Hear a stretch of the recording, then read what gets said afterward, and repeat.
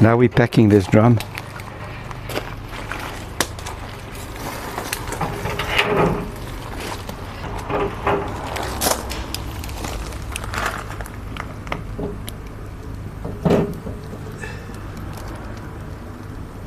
Hi, good morning everyone. So we are busy packing a new lot into our drum.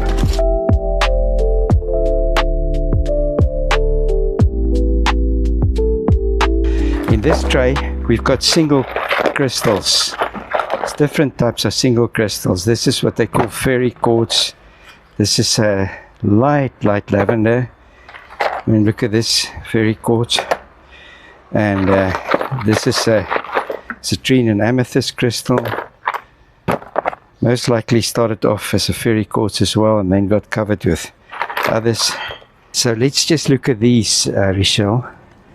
Now this one is problematic to me. It's big, but it has some damage to it. Yeah, some damage because of the handling, the way they were mining it. Maybe they hit it with a metal object while they were mining it. And so I think I'm going to put this on our reject pile. Right. So somebody can find that there, and then we sell that on a kilo price. They will bring it to the scale, put it on the scale, and then buy it. And this is something new here. This one over here. These are little drusy plates. Now imagine if you cut that and you make it a pendant. You can put silver around it and make it into a pendant. They're shiny. They are pretty. They've got nice color. I mean, look at that. It's almost in Africa. Can you see it's in Africa? There we go, an Africa continent. So you can just put a little hook on there and then you can sell it as Africa. Africa, we live in Africa. Africa stones. Right, and this one over here, this is the very first time that I've come across this at Buchanautuk. This is the very first time. Quartz clusters. Like clear quartz. I mean, how on earth? Everything there is covered with a secondary crystal. Oh, look at that. Clear quartz. Little clear quartz clusters. I like that. Awesome. Then we're sorting this in different price categories.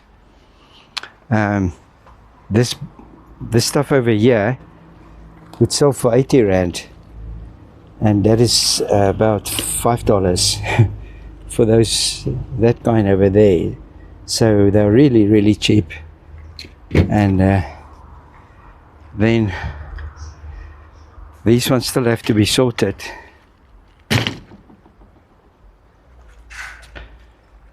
These single points we sell separately for about $2.50, and then I've got all of these points over here. I think they're going for about $1. Oh, and this is, yeah, I said that these need to be cut at the bottom to stand. And all of these, when I pick up something and I see that it doesn't stand. Now look at something like this. This one's got a serious flaw on that side, but if I cut off that flaw, I might be able to salvage a specimen from that side. So I'm going to put it in my cutting basket. All right, when we look at something like this, it's light lavender, but very pretty, very shiny. It's got a good display. I'm going to do this as a 60 Rand because of its aesthetics. And I put it in my 60 Rand basket. What have we got here? So every piece has to be analyzed, and I've got to see if I like the way that it stands. Maybe this will also be $2. Okay. So this one will go in my reject pile because it is just dirty. Could clean it further, but let somebody else pick it there from the reject pile. So this is also going on the reject pile because it's dirty on this side.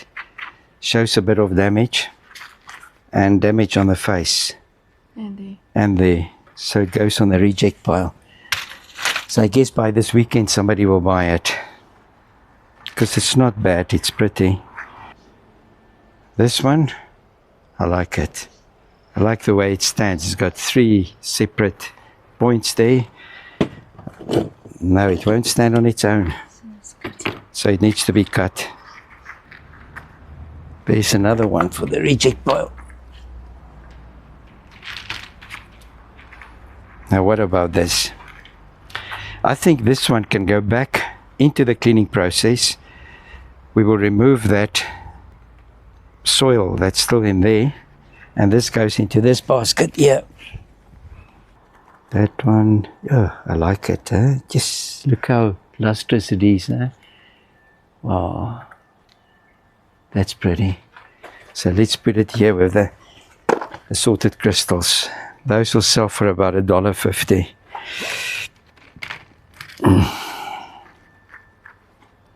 So if you could visit my shop here at Hartbeespoort, you are going to find such a good selection of crystals.